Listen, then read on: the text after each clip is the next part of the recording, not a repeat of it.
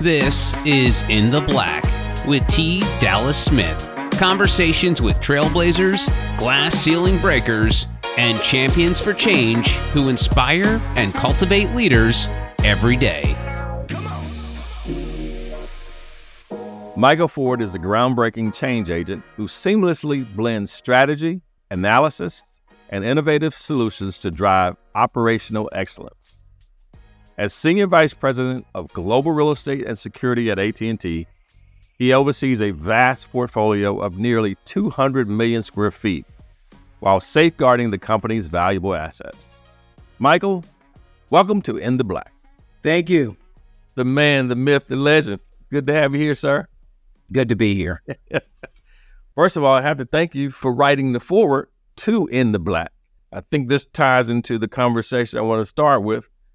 In the Black, obviously, is a financial term about being a positive revenue. You coming from finance and accounting into real estate. Talk about that journey a little bit for me. Yeah, it was great. First of all, I want to thank you for just asking me to write the foreword to the book, In the Black. One of the first things I thought about was the financial aspect of it because I was a finance and accounting person. That's what I majored in college. That's what I did in the military initially. I was a finance officer in the Marine Corps, and I always tell everybody combat finance, so it seems a little bit tougher. But yes, I was finance in the military, but I did go and get an artillery MOS also. So I was finance and artillery in the Marine Corps, and that's been my background. I spent many, many years in finance and accounting. And while at Microsoft, I was asked to move over and lead the real estate organization and later the security organization. So I had the real estate and security organizations there. And, real estate to me is finance. A super important part of real estate is the finance component. So I enjoyed it. I've been doing it for about 8 years, maybe going on 9 years now. Talk about, if I remember the story correctly, you were asked by the person you reported to, whose name I can't remember right now. But what was her name? Yeah, it was Amy Hood. Amy Hood, yes. CFO of Microsoft. There we go. Craig Brode, which is the chief accounting officer at Microsoft, approached me about transitioning from being the controller. I was a controller within Microsoft in our cloud group, and I was asked to move over and run real estate. And of course, I was like, really? It turned out to be a great fit. And I do have a background in construction. My dad's a general contractor. That's what I was going to get to, because Amy kind of twisted your arm a little bit about what would your father think about this move. Talk about that a little bit, because I thought that was pretty good on her part. Well, it's really, her words were, your father would be very proud of you. And so you're not going to turn the CFO down, and you're not going to let your dad down. That's right. Say 1-2 punch, she got you. We're talking about your father.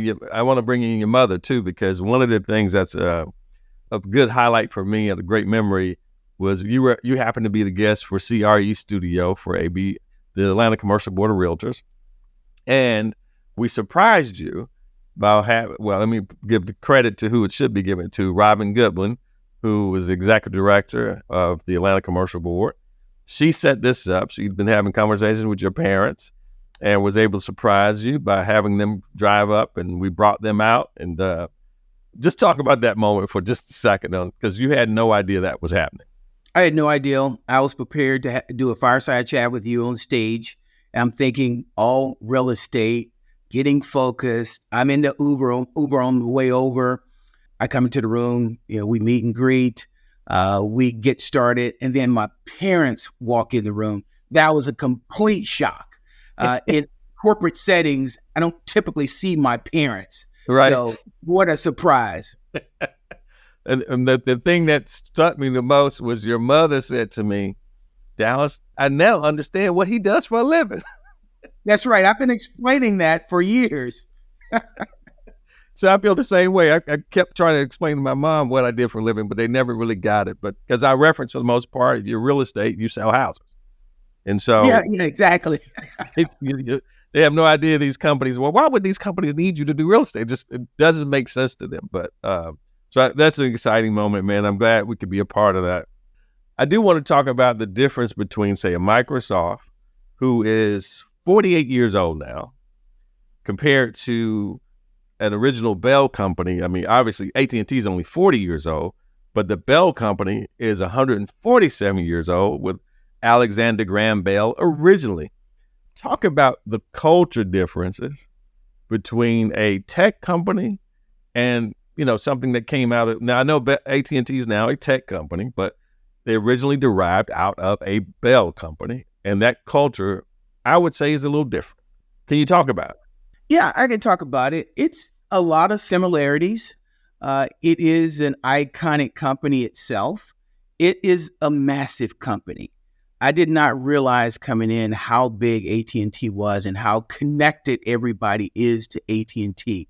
The real estate portfolio is nearly 200 million square feet. And, at Microsoft, I had a fraction of that. But I had a lot more administrative space at Microsoft. It's about the people. It's about giving the people what they need to be productive, innovative, and creative. Microsoft has offices all over the world. If I remember correctly, it may be a little off now, about 110, 113 different locations across the globe. And it's focused on the employee. It's focused on the technology employee, the developer, it also sales and marketing, and then you have all the support areas. Now, that's very similar to an AT&T, but it's an older company. It has transitioned from being what it was to really it's a technology company. It's about connecting the world. And nobody is really existing out there without an AT&T. Microsoft, or you name the company, is connected to an AT&T. No doubt about it. No doubt about it. Well, Mike, I appreciate that. I do want to talk about just a little bit of back to the forward. You talked about the ability to climb forward, but reaching back at the same time. And I don't think there's anybody better in the business than you, because I've seen you do that. You've done it. Just talk about how important that is to you. Well, I would say you're very good at doing that as well. And that's super important to me. I want to lift as I climb. And I think you're doing it. You're doing it with this book. You have always been a great mentor to me and others. You're hiring people of color. You're inspiring people. And you're helping them reach their full potential. So I'm in that game, you're in that game, we're in that game together. And that's what it's all about, lifting as you climb. Amen. Amen. I appreciate that, man. It's been 42 years this month that I've been in the commercial real estate business. Wow. And the idea of seeing a corporate head, global head of real estate, who looks like me was just not even something, to be quite frank, that I was even imagine would happen in my lifetime. So needless to say, when we met you at Cornet some years ago, they had the picture in the book, the company and the global head of real estate, and I saw your face. I said, no, that's got to be a typo or something. Surely that cannot be the case. So that's where we put a marker. We got to meet this guy. And so grateful that we did, man. But I bring that up from this perspective. What challenges have you had to overcome sitting in that role now? Because again, people typically in this role doesn't look like you and me. And it's some of the things that you've had to overcome.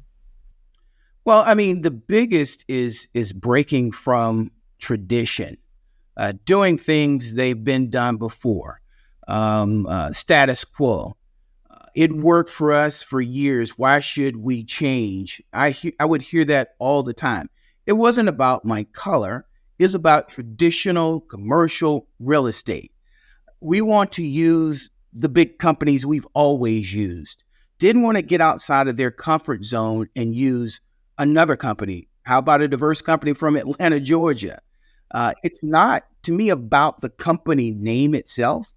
It's about the people that make up the company. You have great talent within your organization. It's a lot of other minority firms out there that have great talent, whether it's brokerage, facility services, it can be project management, you name it. It's great talent out there. So again, it's not about the name, it's about the people that make up that company. What advice would you give other corporate leaders about leaning into just what you just said? Yeah, I would say the first thing I would say, if you want to build a high performing team that meets today's challenges, it must be diverse. And it should be diverse for its suppliers and service providers. And I'm not saying exclude the larger companies. I'm just saying include the smaller firms also for its brokerage services, financial facility services, project management, portfolio management, all of the above. How would you say that message is landing with your peers? Well, to me, it's somewhat of a roller coaster over the last few years. You have the peaks and valleys. Companies go real hard around diversity, equity, and inclusion, and then it fades away. Then you have a George Floyd situation, and then everybody gets excited about DE&I. Every company has a voice. Everybody has something to say. And then a few years later, it fades away. So we have to keep it in the forefront. We have to talk about it. We have to do the right things as individuals and as companies. And I know you're doing that. It's such a true statement. And I think the other thing too that I've tried to explain to people, and ironically, our first corporate client was AT&T for T. Dallas Smith and Company. Shout out to Al Taylor. Al Taylor was the guy who kind of helped push this boulder up the hill for us. But it was a guy named Court Bishop who actually was in your role, we say, who signed that contract. So I give him a lot of credit because you can have as many advocates at the end of the day, but who's going to execute that contract? And it was Court Bishop. And so West Coast guy who, looked different than you and I, but had a heart for really trying to find some younger, smaller companies, diversity, who could help make a difference. And forever, good shout out to him again. All those others who came in that case. So I'm grateful for that, man, and I'm grateful for what you're continuing to do. But you've only been in this position now at AT&T for how long? Just over 6 months. So this is after you would quote unquote retired, my friend. I thought the only other time I'd see you would be on the golf course. That I wouldn't see you at a corporate position again, to be quite frank. But that's why I try to explain to people, and I'll just say, take a personal moment here and just say, titles are temporary. Tashonda Duckett always says that titles are rented, but it's the person who you own your character. You rent your title, but you own your character. That's Tashonda Duckett, TIAA. So that I'll give you all the credit for that, T. But it's such a true statement. And the statement I'd say about you have never really been the title guy. It's always been Michael Ford. And that's what I love about you, man. I'm just tell you just straight up. I know whether you are the head of this or not, you're always going to be Michael Ford. And I want you just to speak to that. It seems like it's something easy to do, but apparently it's not, because a lot of people don't do it. So.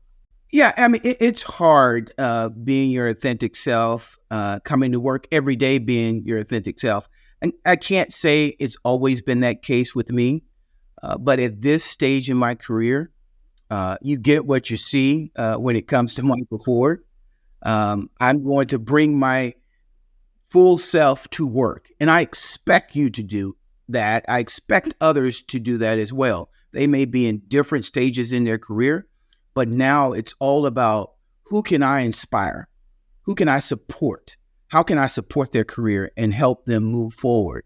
That's what I'm focused on the rest of the way forward. How do you foster that within your organization, particularly given the fact that you are dealing with a lot of people who may have that title and they live and breathe in that title and don't want to come off the edges, if you will, about that title, about really coming into your authentic self? How do you, as a leader, foster that? Well, you have to create that inclusive environment. You have to ensure that all voices are heard. You have to create, more listening mechanisms across your organizations. You can have traditional staff meetings, of course. You can have skip level meetings, town halls, surveys, focus groups, advisory teams. It goes on and on and on. But you have to invite people in. You have different people across your organizations, your companies. Some people are introverts. Some people are extroverts. Some are very analytical.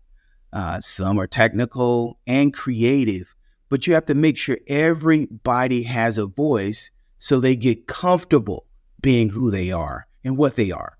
When you create a team, you name the sports team. You don't want everybody to have the same skill set. It has to be very diverse. And that creates a strong team.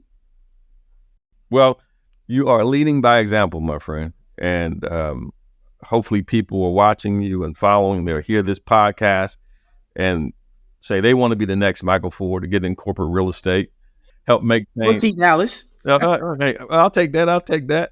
But hey, man, we have more to get to, but we have to take a break. Coming up next on In the Black, Michael Ford, the Senior Vice President of Global Real Estate and Security for AT&T, will talk about what it was like growing up in Alabama.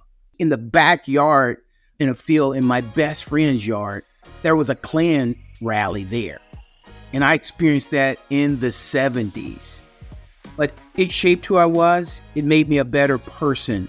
And now I'm going back and I'm giving back to where I'm from. I'm actually building apartments in Newmarket, Alabama, where I grew up, about a quarter of a mile from the high school I went to.